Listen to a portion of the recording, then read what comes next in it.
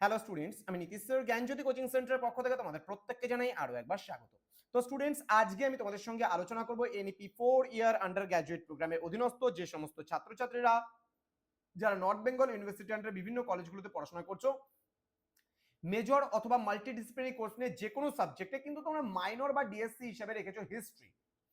তো তোমাদের ক্ষেত্রে আজকে 2025-এ যারা পরীক্ষা দিচ্ছ, 2025-26-এ তোমরা ব্যাচ রয়েছো, তো 26-এ পরীক্ষাটা তোমরা দিচ্ছ, কিন্তু 2025 সেশনটা তোমাদের কার্যকর হবে, কারণ তোমাদের পরীক্ষাটা ডিসেম্বরে হওয়ার কথা ছিল, কিন্তু প্রথম থেকেই তোমাদের সেমিস্টারটা এতটা লেট করে গেছে, যার জন্য 2026-এ পরীক্ষা হচ্ছে। ডাজ নট ম্যাটার কি কবে পরীক্ষা হচ্ছে, কিন্তু তোমরা 2025-এর ব্যাচ। ক্লিয়ার?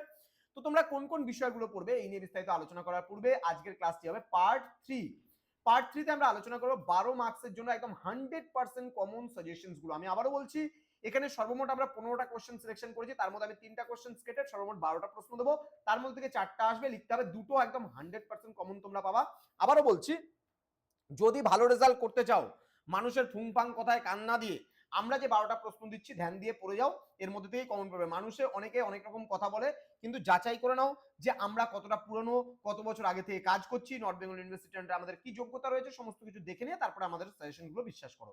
ঠিক আছে, চলো শুরু করবো আজকে 12 নম্বরের প্রশ্নগুলোকে, একদম মোস্ট ইম্পর্টেন্ট প্রশ্নগুলো। দেখো, আমি প্রথম দুটো প্রশ্ন দিয়েছি, একটা হচ্ছে প্রাচীন ভারতের ইতিহাস রচনায় সাহিত্যিক উপাদানগুলির গুরুত্ব, একটা দিয়েছি প্রাচীন ভারতের ইতিহাস রচনা প্রত্নতাত্ত্বিক উপাদানের গুরুত্ব।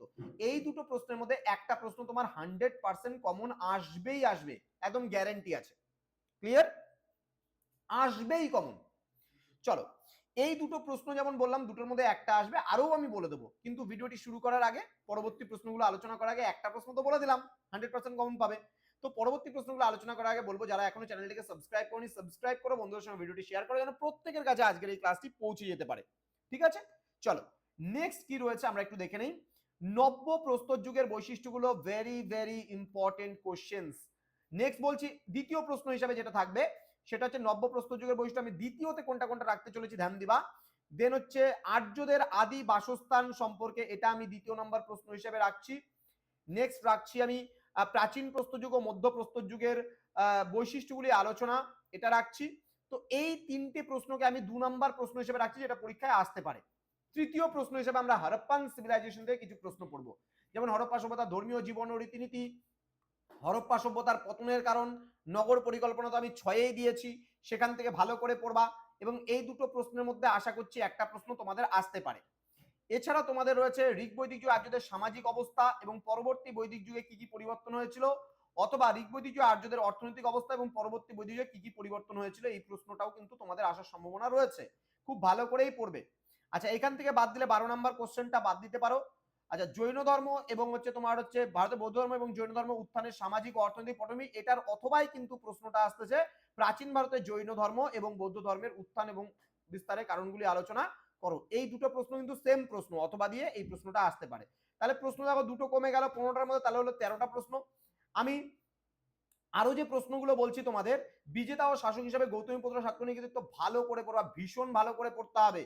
নেক্সট প্রশ্ন হিসাবে অশোকের ধর্ম বলতে কি বোঝো, অশোকের ধর্মের মূল বৈশিষ্ট্যগুলো, very very important questions. Next কুষাণদের উত্থান, ঠিক আছে, কুষাণদের উত্থান সম্পর্কে টিকা লেখো, প্রথম কনিষ্কের কৃতিত্ব, এটাও কিন্তু একটু ভালো করে পড়তে হবে। এই যে 12 এবং 13খানা প্রশ্ন দিলাম, সেই 12-13খানা প্রশ্ন ভীষণ ভালো করে পড়বা, একদম 100% কমন তোমরা পাবাই পাবা।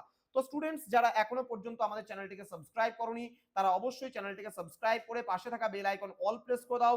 এবং তোমরা যারা ভাবছো যে অনলাইনে আমাদের সেন্টারে অ্যাডমিশন নেবে, পড়বে, তারা অবশ্যই যোগাযোগ করো। আমাদের অফিসিয়াল নাম্বার 7076398606 নাম্বারে, অথবা 6295916282 নাম্বারে তোমরা চাইলে সরাসরি আমাদের সঙ্গে যোগাযোগ করতে পারো। আমাদের টোটাল কোর্স ফি রয়েছে 1199 রুপিস ফর মেজর কোর্সের স্টুডেন্ট যারা রয়েছে তাদের অল সাবজেক্ট, এবং মাল্টিডিসিপ্লিনারি কোর্সে যারা স্টুডেন্ট রয়েছে তাদের জন্য 699 রুপিস অল সাবজেক্ট রয়েছে কোর্স ফি। তো এছাড়া তোমরা আমাদের প্লে স্টোরে অ্যাপ পেয়ে যাবে, পিস্টিকল এডুকেশন লিখে সার্চ করো, PISTICALL এডুকেশন, EDUCATION এডুকেশন লিখে যদি সার্চ করো, তাহলেই কিন্তু আমাদের যে অফিসিয়াল ওয়েবসাইট রয়েছে সেটাই কিন্তু তোমরা সমস্ত কিছু পেয়ে যাবা। দেখা হচ্ছে খুব তাড়াতাড়ি আরো একটা নতুন ভিডিও নিয়ে তোমাদের সঙ্গে। তোমরা প্রত্যেকেই ভালো থেকো, সুস্থ থেকো। Thank you so much, thanks for watching after all, thank you.